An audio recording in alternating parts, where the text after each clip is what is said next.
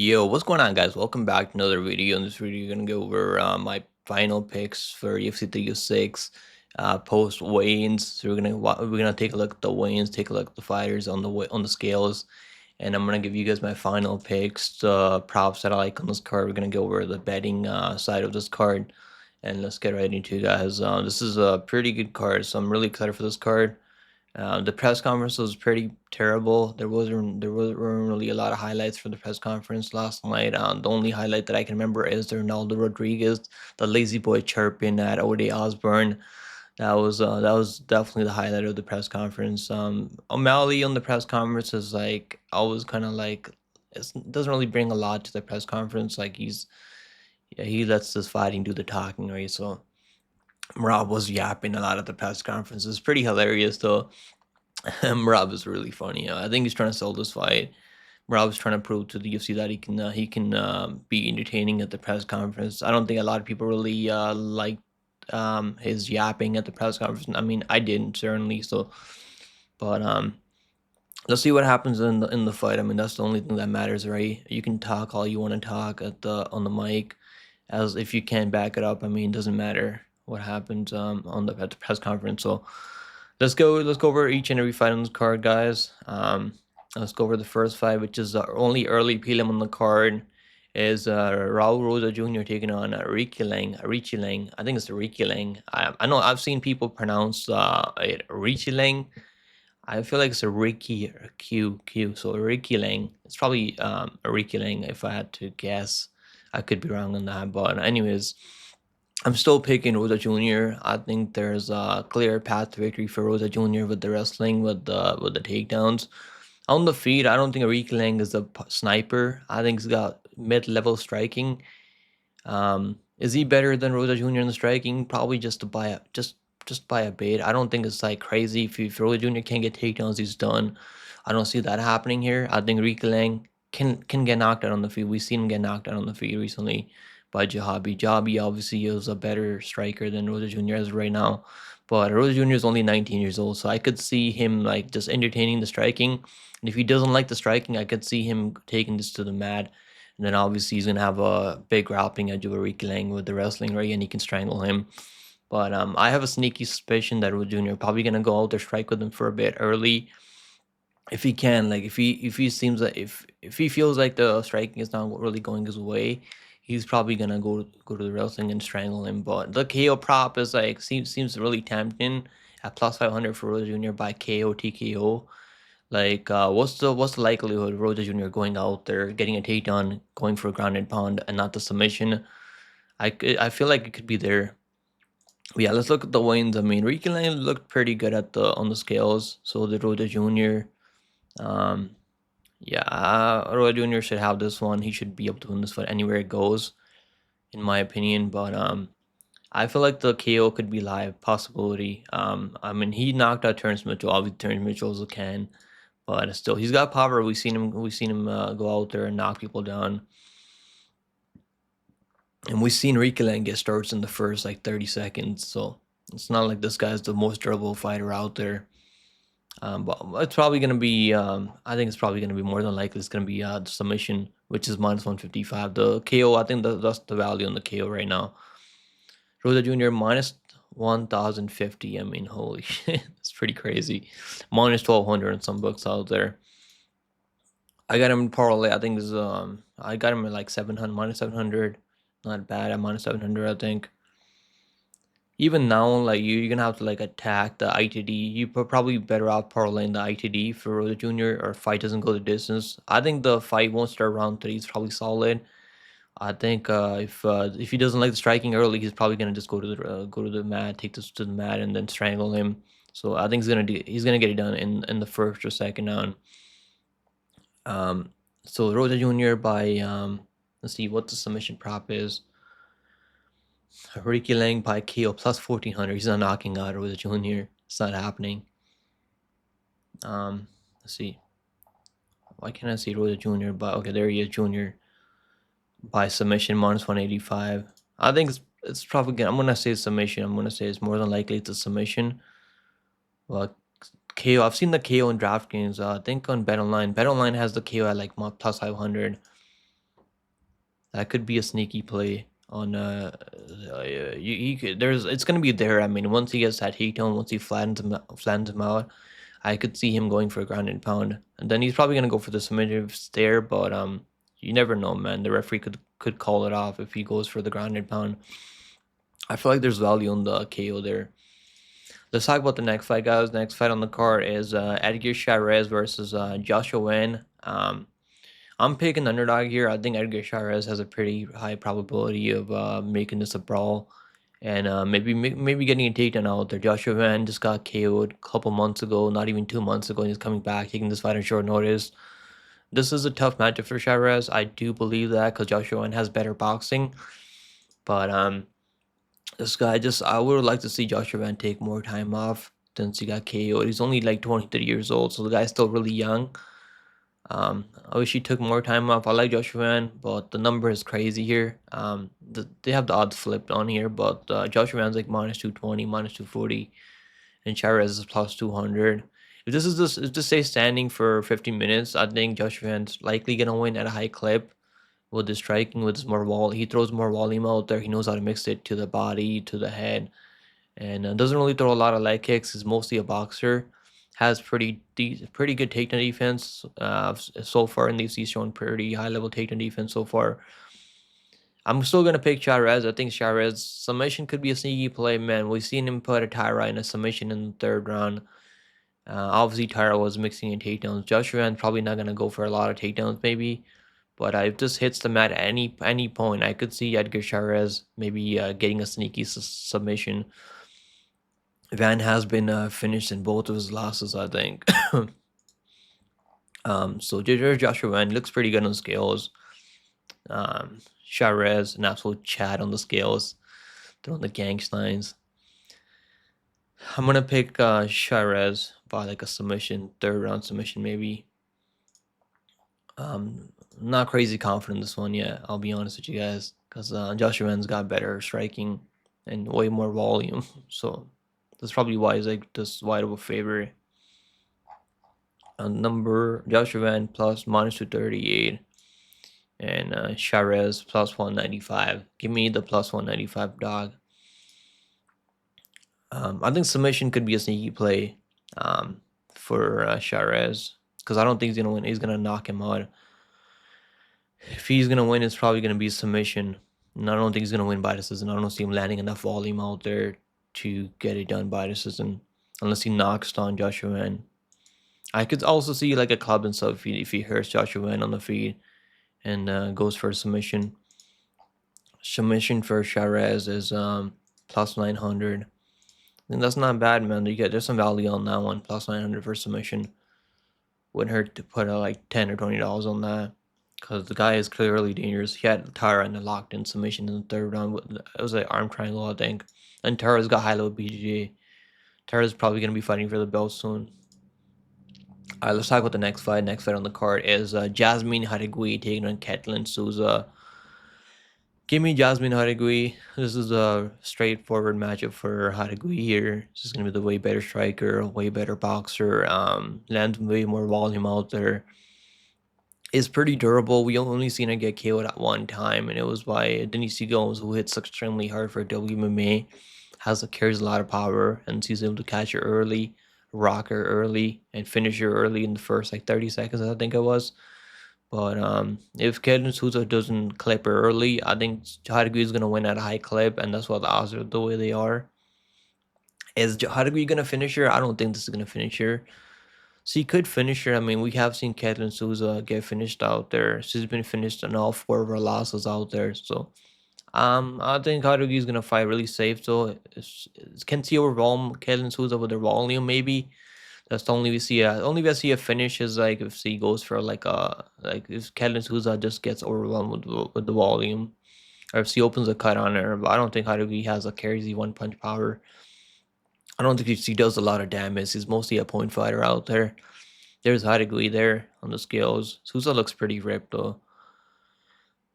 Jauregui with the 6-pack abs. Souza they both look pretty good on the scales. Souza probably like the more physical fighter out there. This turned into a grappling matchup, but I think Yazmin's showing a pretty good takedown defense in the UFC so far. I like Jauregui, even as a parlay piece, minus 520. I think that's pretty solid. By decision is my pick. Fight goes to this is minus 250. Jauregui. By decision is damn, Souza by submission plus 3,000. That's crazy. Probably not gonna happen though. Jauregui by finish is plus 240. By decision is minus 175. I think she's gonna win by decision. I like her as money line as a parlay piece, though. I'm pretty confident on Jauregui here. Next fight on the card is Manuel Torres and Ignacio Bahamondes. Give me Manuel Torres. We got him at plus money early. That's why I do my early predictions like a week or 2 weeks before the UFC card, the fight week. I mean, because I had a feeling that lines might flip, and there's a couple of lines that have flipped on this card, and this is one of the lines that flipped on this card. Torres is plus 145, plus 150, and now he's like minus 120, so he's like minus 130 now. He's the favorite coming into this fight now. I'm gonna go Manuel Torres here, man. The guy's out there finishing everyone. It's not like he's just finishing people in the first round outside the UFC and he's having trouble in the UFC. He's finishing everyone in the UFC so far. Even though this is a good matchup for him, I feel like Bahamondes is a striker. Doesn't really wrestle. He's not really gonna push a crazy pace on Torres. I think Torres is gonna look for his openings, and it's gonna be striking matchup. And I feel like Torres carries more power on the feet with his boxing in the pocket than Bahamondes. Bahamondes obviously got better kicks at range, and is Bahamondes gonna wrestle? I don't think he's gonna wrestle. I think Torres is more dangerous on the ground if this hits them at any point. Give me Manuel Torres by like a submission. I think it could be a club and sub. I'm gonna go Manuel Torres by submission. Bahamondes is obviously if you think Bahamondes wins, probably go by decision because I don't think he's finishing Torres. We haven't seen Torres past the first round a lot out there, so I think the guy's pretty tough though. We've seen him get clipped early by Motel. We've seen him get clipped early by who else was there? I think Duncan early. So the guy knows how to recover. He's got pretty good composure out there. Give me Manuel Torres by submission. I think I'm gonna go Torres by submission. Torres looks good on the scales, man. I mean, I wish he didn't have the shades on so we could see how sunk in his eyes really are. But he looks pretty good in the scales. That's why I don't like the shades on. I mean, normally I don't want fighters to have shades on because you can't really like look into how terrible the weight cut was or like how good the weight cut was for them. Bahamondes' eyes look kind of sunk in. I mean, the guy's like 6'3", fighting at lightweight, so it's not shocking that his face looks kind of sunk in. Torres looks good on the scales, man. His cheeks are not that sunk in. Yeah, I like Torres here. I'm pretty confident Torres gets it done. Torres, I like the money line. I love the money line Torres. Even though it's like I like the finish only. That's one of my best bets this week. Finish only for Torres. He's minus 130 now. Yeah. Back when I did my early breakdown, he was still like plus 130, I think plus 125. So that's why you gotta watch my early breakdowns. Also subscribe, guys. Make sure you subscribe. Not many people out there giving you guys early predictions. And we've been having pretty good year this year on betting MMA. Let's see. So fighters go to this amount 400. I like Torres money line. That's what I like the most because I could see him even like catching Bahamondes on the feet and like having some big moments out there, and even winning by decision. Even though we haven't seen him go the distance a lot out there. Torres by submission. What's Torres by submission? Plus 400. Maybe there's value in submission, but I like the money line. I think the money line is the safest way to go about this betting this fight. This is going to be a really good fight. This is going to be one of the better matchups on the card, and I cannot wait for it, guys. Let's talk about the next fight now. Next fight on the card is Irene Aldana taking Norma Dumont. I've been picking Norma Dumont because of wrestling, and I have seen Aldana struggle with girls that can wrestle her. She's obviously the better striker, has better boxing on the feet. But we have seen her struggle with girls that can use the physicality and take her down. And I feel like Norma Dumont can time some takedowns here. She's gonna need to wrestle though. She has a card to get to wrestle for 3 rounds. Her striking is pretty made, so this turns into striking matchup, and Norma Dumont for some reason doesn't wrestle out there. She's gonna be in trouble on the feet. I'm gonna bank on the fact that Norma Dumont's gonna go out there and wrestle for all 15 minutes because he has to wrestle here. Because Aldana lands way more volume over time. It just stays standing.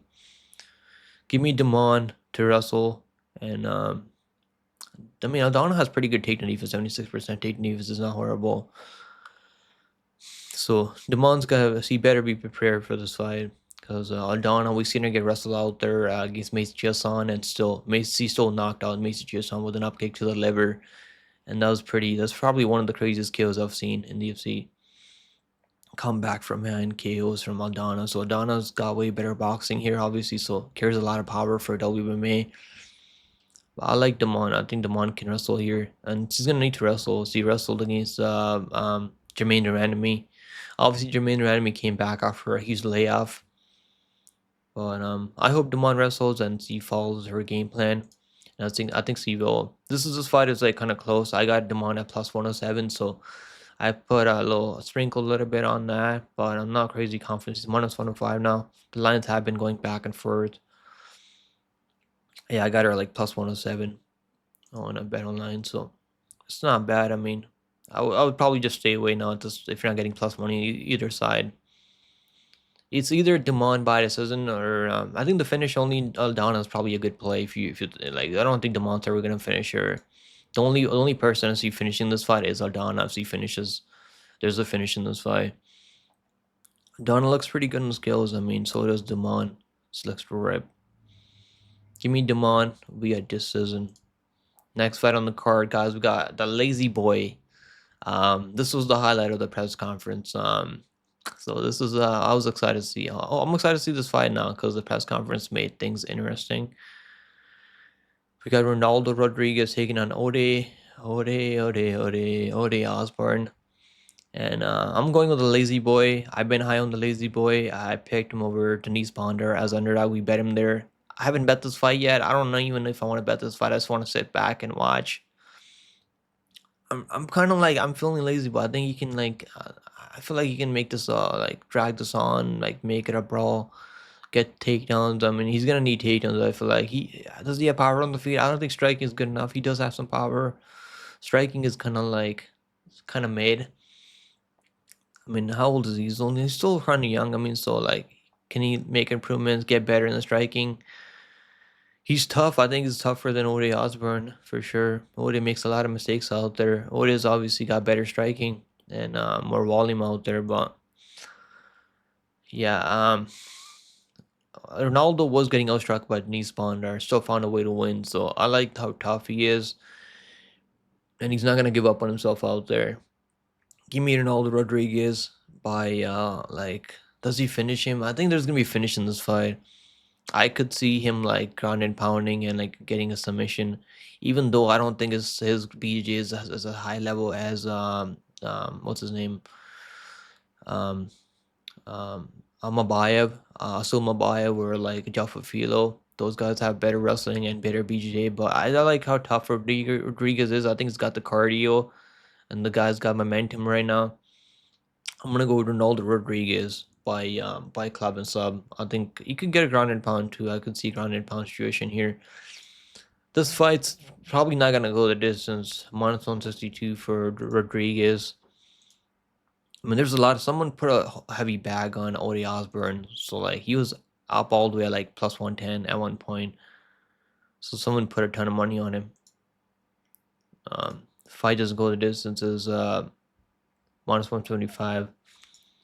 I don't think this fight's gonna go the way Ode Osbourne fights. I mean, it's I think at a high probability this fight's not gonna go the distance. Ode is gonna go for like flying knees and get countered like he did with Tyson Nam. Then his ground game is like kind of non-existent. So I could see him just like covering up and getting finished on the ground. Fight doesn't go the distance. So I feel kind of better about the fight doesn't go the distance here than the money line. But I think Rodriguez is solid. I don't think he's losing this fight. Ode looks pretty good on scale. This is do or die for Ode Osbourne. I mean, I'm mumbling, but This is like, if he doesn't win this fight, man, he's getting cut from the UFC. They're not gonna keep him around anymore. Because I think he's like 1-4 in the last or 1-3 in the last 4 fights, and I think he lost that Charles Johnson fight, even though they gave him a split. Give me Rodríguez. I think Rodríguez is he's gonna find his timing out there. He's gonna get takedowns, and he's probably gonna lose the first round. I feel like Wood is pretty good early, but I could see Rodríguez getting those takedowns and getting it done. Next fight on the card is Daniel Jauregui taking on Esteban Ribovics. I'm going with Daniel Jauregui. Um, I think both these guys are really high level. Esteban Ribovics is a really good striker. Throws a lot of volume out there. They're high volume strikers, and they both have really good cardio. They're both really durable as hell. So this is gonna be one of the better. I think this could be fight of the night. Both their chins hold up, and I think both their chins are solid. They're all gonna be durable. They're both gonna be durable enough to survive and getting killed early. I'm going Zellhuber because I like his reach advantage, and I also think in Mexico, he's gonna be able to land enough volume out there, and Ribovics is dangerous, man. Ribovics is really dangerous. So it's gonna be one of the better matches on the card. They both Zellhuber takes more observes more strikes over time, but he's fought more in the UFC than Ribovics. Ribovics, I mean, went out there and knocked out Terrence McKinney. Doesn't really tell me a lot. I mean, but knocking out Terrence McKinney in the first round is pretty impressive. Tells you this guy is dangerous. Because we have seen Terrence McKinney hurting people early, then getting killed himself later. But not a lot of people go out there and knock out Terrence McKinney in the first 30 seconds or first minute. I think it's 30 seconds with a flying head kick. Not flying head, there's a head kick. I'm going Zellhuber. I think Zellhuber can get this one done. I'm gonna say by decision. I don't think he's finishing him. Zellhuber, there's Ribovics. Zellhuber, like, the only thing I worry about Zellhuber is him getting caught early, because he does kind of keep that chin right up in there. We have seen him get rocked by Giagos and by the guy on Contender Series that he fought, that Brazilian dude. I think Zellhuber's got this, so he's probably the first round's gonna be close, I think, and then he's probably gonna win the second, third round. I like the overs. I like both of these are really durable. -230 for Zellhuber is kind of wide, man. It should be like, I would have my like -150, -160. The opening line was -180, so he touched -162. I like the over. I think fight goes the distance is solid. I like this fight. I think this fight's going the distance at high probability. All right, let's talk about the next fight, guys. Next fight on the card is Brian T. City Ortega taking Diego Lopes. There we go, man. This is Diego Lopes' chance to get into top 5 and maybe fight Topuria. I know Topuria has been talking of Diego Lopes. I'm excited for this fight, guys. I'm really excited for this fight. Let's go. T. City Ortega. This guy has been fighting the best opposition out there. Fought Volkanovski, fought Max Holloway, fought Yair Rodríguez. He's 16-3, man. That's pretty solid record for a guy fighting in top 5. He's been in top 5 for at least half a decade at this point. I'm a big fan of Diego Lopes, and I think he can get this one done, man. I think the momentum is going to carry him forward. The only thing over Diego Lopes is the cardio, because his cardio, if he can't finish it early, it does kind of fall apart later. But the guy is tough, man. I don't think he's getting finished in this fight. I like Lopes. I think Lopes is going to do enough to win the first rounds, and maybe lose the third round and not get subbed in the third round. I'm going Lopes. I think Lopes can land the better shots on the feet. I think he's got more power. He's also the bigger guy here, 5'11" to 5'8". And I think I like Lopes. I think Lopes is getting this one done by decision. If he goes out there, finishes Ortega, man, give him the title shot. Because not a lot of people can go out there and finish T. City Ortega. Even Max Holloway finished him. It was like a corner stoppage. It wasn't like an official knockout. I guess it was a TKO via corner stoppage. Because they knew that he wasn't winning that fight. So they're like, let's just stop this fight now. Yeah, give me Lopes. I think he's gonna win by decision. I like the decision call on Lopes here. Money lines is kind of wide, man. Like Ortega's not a bum. Moneyline is kind of wide, 2-1 over a guy like Ortega. This is a huge step up for Lopes here. He fought Dan Egan short notice. Then fight goes to distance plus 110. I think that's solid. I think that's pretty solid. Lopes by decision is what's Lopes by decision? Let's see. Plus 225. I don't know, man. I don't know. I don't think he's gonna finish him. Even if he knocks him down, I mean Ortega is pretty tough, so it's not like you can't just jump on him with the submission or something. If he finishes him, I think he should be the next guy fighting for the belt. Even though Moser, I think Moser should probably be the rightful next guy in line for that title shot. But Moser, if he can't finish, if he doesn't go out there and finish Sterling, which I don't think he will, he's probably not going to be fighting for the belt. I mean, next, it's probably going to be Lopes. Maybe they can run that one back next in title eliminator. Lopes versus Moser, because their first fight was really high level.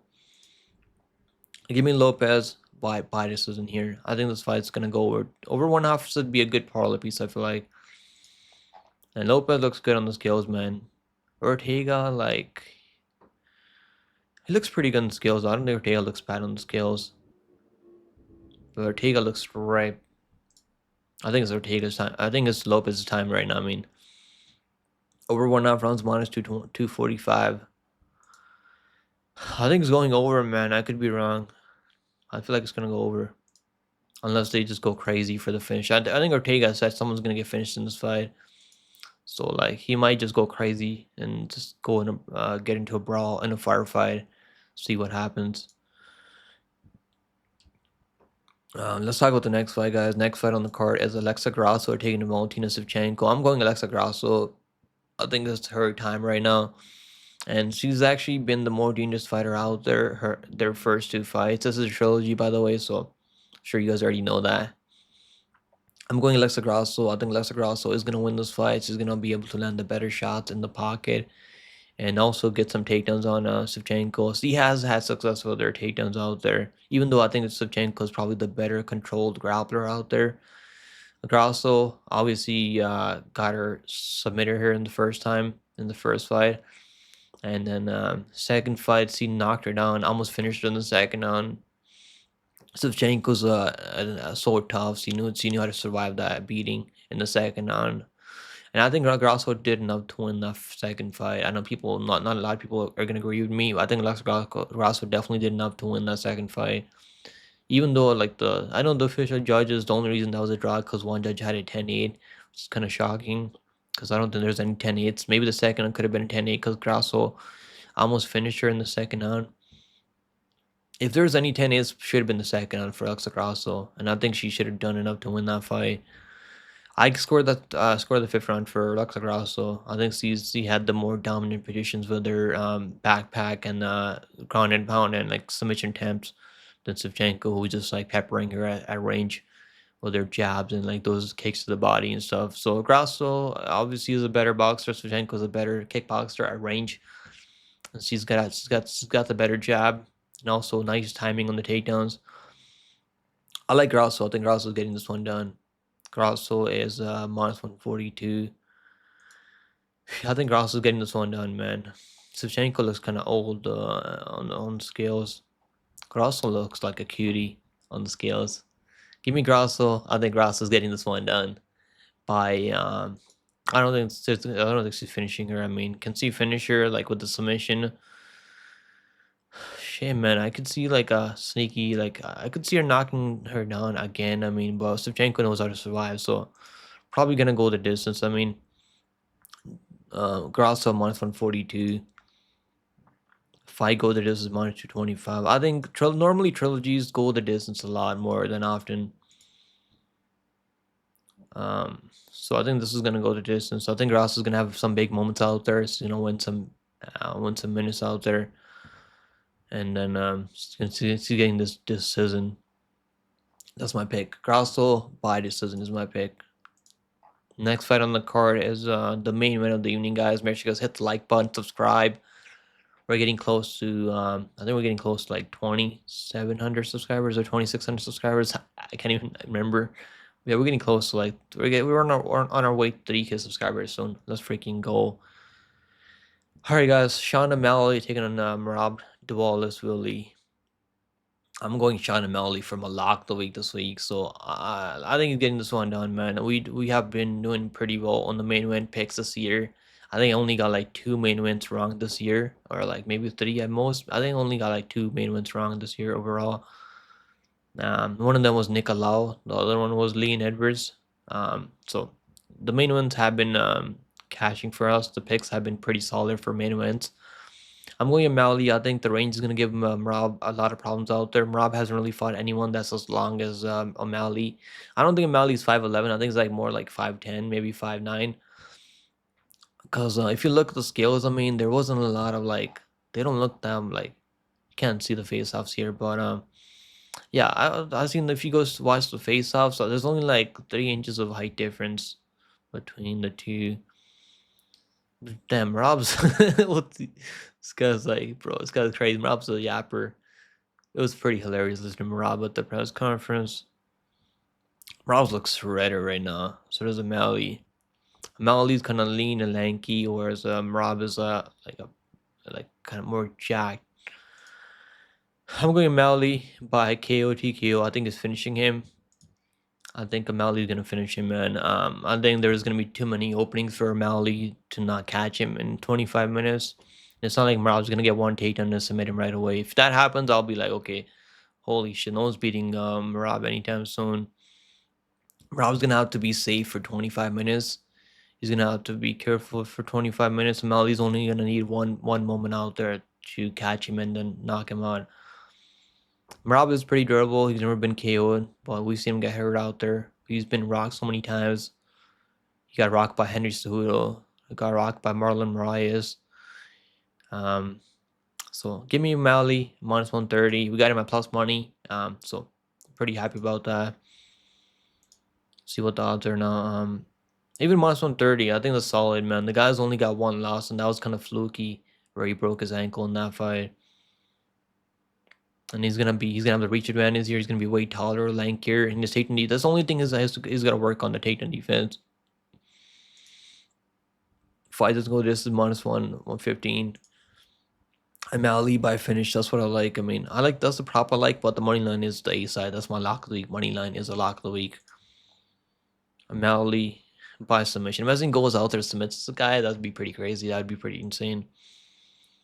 O'Malley by finish. It was plus 180 when I got it, so you should have jumped on it early. That's why I do my I called that in my breakdowns, even with Age MMA experts on Moneyline Monday. That on DraftKings they had the lines opening up way wider than other books out there. I know. I think BetOnline has it like plus 110, plus 105. The O'Malley, even at plus 140, I think the money line's better now than the finish. Like I think the money line's like close enough. Imagine he knocks him down a couple of times, just can't finish him, just wins by decision. I could see that happening. The money line, I like the money line the most here. Money line for O'Malley. Alright guys, let's do parlays now. Make sure you guys like, subscribe. Let's do the parlays that I like on this card. The parlay that I like on this card is O'Malley. I think Rosa Jr. is gonna finish him. He's finishing this guy for sure. Well, let's take the money line. Even minus 1,000 kind of seems crazy, but let's go with the finish. I think he's finishing him. Rosa Jr. by finish wins ITD.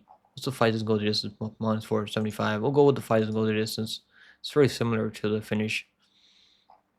We'll go with the next one. We're gonna go with the Yazmin, Jauregui, and O'Malley. This is the one I like the most, man. This 3-leg parlay. The first fight not to go the distance. Yazmin, Jauregui.